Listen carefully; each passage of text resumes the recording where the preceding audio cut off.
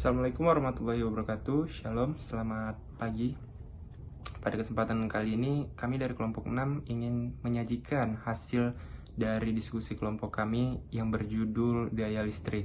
Tapi sebelum itu, ada baiknya kami memperkenalkan diri masing-masing dari pemateri 1 hingga pemateri 4. Nama saya Bilafon Sinaga dengan NIM 522-323-0017. Saya sebagai pemateri pertama. Perkenalkan, saya Hutur P. Sihaan. Saya Penasaran Siregar dengan NIM 522-3005. Perkenalkan, nama saya M. Haikal Budiutomo dengan NIM 522-353-0023. A. Pengertian daya listrik. Daya listrik di mana daya memiliki artinya kekuatan, kemampuan, dan listrik di mana aliran arus yang mengalir melalui suatu penghantar. Dalam arti lain, daya ialah suatu kapasitas atau kemampuan melakukan energi atau usaha. Besaran dari daya adalah usaha dalam satuan waktu, sedangkan daya listrik yaitu bagian dari besarnya, beda potensial, kuat arus, hambatan, dan waktu. Daya listrik didefinisikan sebagai laju energi yang dibutuhkan. Daya listrik merupakan ukuran dari konsumsi energi dalam suatu sirkuit atau rangkaian yang mencerminkan jumlah energi listrik yang digunakan per unit waktu. Ini dapat dianggap sebagai tingkat penggunaan energi listrik pada setiap detiknya. Satuan yang digunakan untuk mengukur daya listrik adalah watt, di mana 1 watt setara dengan 1 joule per detik. Sebagai contoh, ketika sebuah perangkat yang menggunakan 100 watt, ini berarti perangkat tersebut mengonsumsi energi sebesar 100 joule setiap detiknya. Rumus dari daya listrik di mana P sama dengan E per T dengan keterangan P adalah daya listrik, E adalah energi dengan satuan joule, dan T adalah waktu dengan satuan detik. B. Jenis-jenis daya listrik.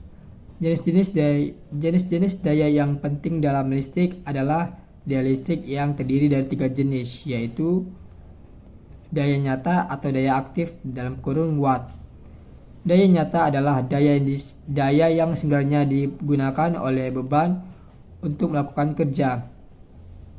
Daya nyata biasanya lebih kecil daripada daya semu, yang merupakan daya total yang disalurkan oleh sumber listrik, di mana rumusnya P sama dengan V kali I, atau P sama dengan V kali I kali cos theta dengan theta dalam kurun impedansi, dengan keterangan P adalah daya aktif, V sama dengan tegangan, I sama dengan arus listrik, cos theta sama dengan faktor daya. Daya semu.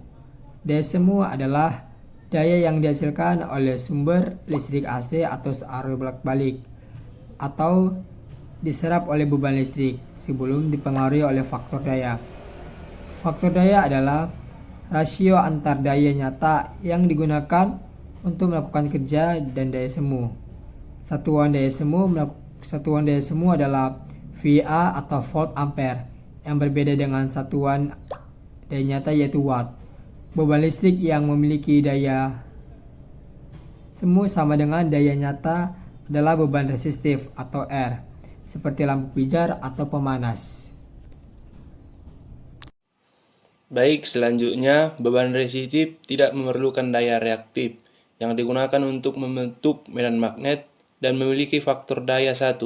Oleh karena itu, beban resistif tidak dapat dihemat dengan cara meningkatkan faktor daya menjadi 0, di mana S sama dengan V kali I, di mana S sama dengan daya semu, V sama dengan tegangan, I adalah arus.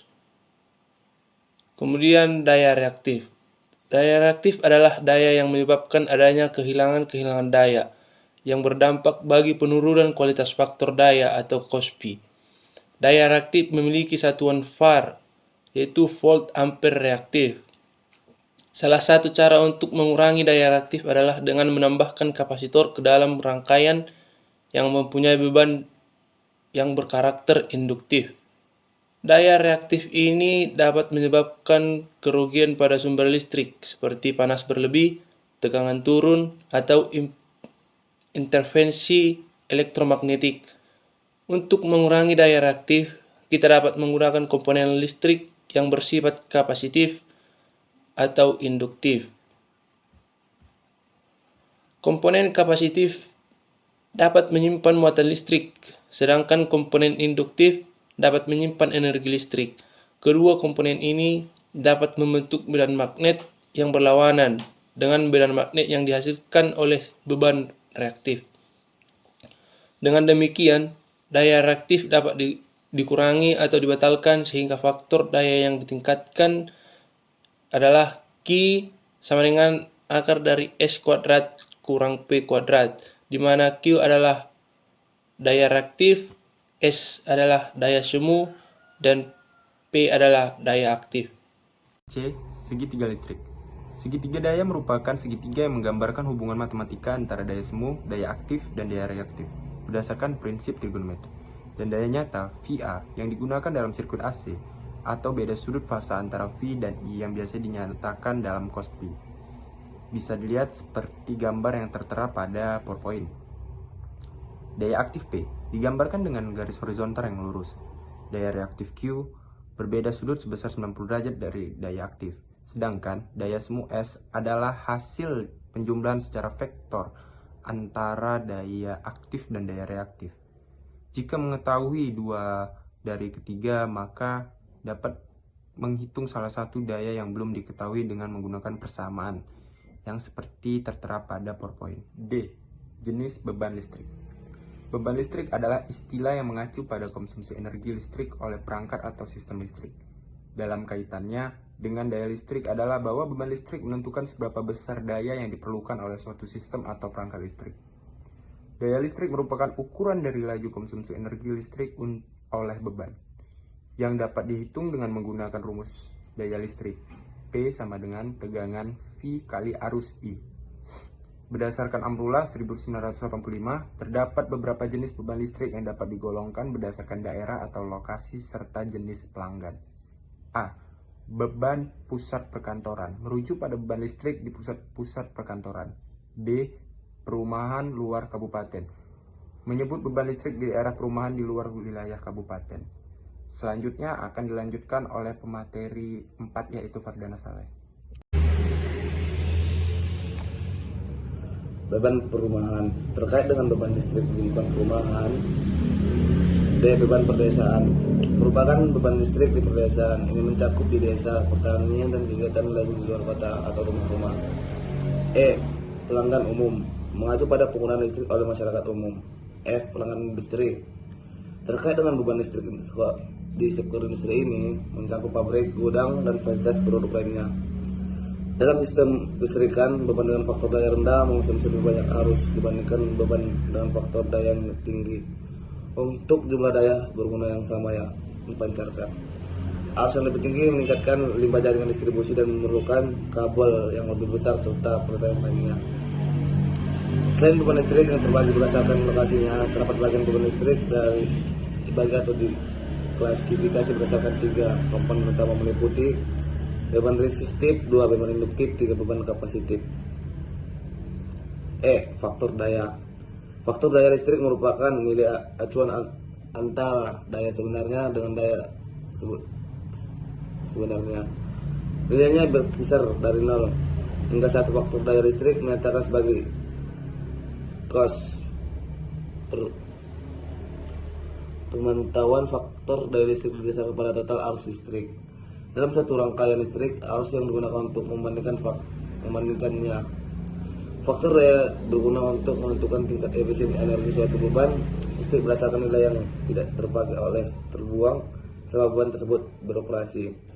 Dalam sistem kelistrikan, beban dengan faktor daya rendah mengonsumsi lebih banyak arus dibandingkan beban dengan faktor daya yang tinggi. Untuk jumlah daya berguna yang sama yang dipancarkan, arus yang lebih tinggi meningkatkan limbah jaringan distribusi dan memerlukan kabel yang lebih besar serta peralatan lainnya. Nilai faktor daya berkisar antara 0 dan 1, di mana nilai 1 menunjukkan penggunaan energi yang paling efisien, di mana seluruh daya semua digunakan sebagai daya aktif. Nilai 0 menunjukkan penggunaan energi tidak efisien, di mana seluruh daya semua tidak digunakan untuk melakukan kerja. Jenis faktor daya, ada tiga jenis faktor daya. Faktor daya unity terjadi ketika tegangan sepasa dengan arus dan beban bersifat resistif murni. Faktor daya mendahului atau leading terjadi ketika beban bersifat kapasitif. Faktor daya terbelakang atau lagging terjadi ketika beban bersifat induktif. F. Menghitung daya. Dalam menghitung daya yang digunakan perlu dilakukan peninjauan terhadap besar daya yang akan transmisi dan produksi konsumen diantaranya. A. Beban-beban yang digunakan, di mana yang dimaksud beban mulai dari spesifikasi dari beban itu sendiri. B. Tegangan listrik. Tegangan standar Indonesia adalah 220 volt. Pastikan tegangan digunakan sesuai dengan spesifikasi peralatan dan perhitungan daya. C. Arus listrik. Arus listrik itu dengan rumus I sama dengan P per V, di mana P adalah daya dan V adalah tegangan. Pastikan nilai arus tidak melebihi batas maksimum kabel dan peralatan. D. Faktor daya. Faktor daya menunjukkan efisien penggunaan energi listrik. Nilai ideal adalah 1.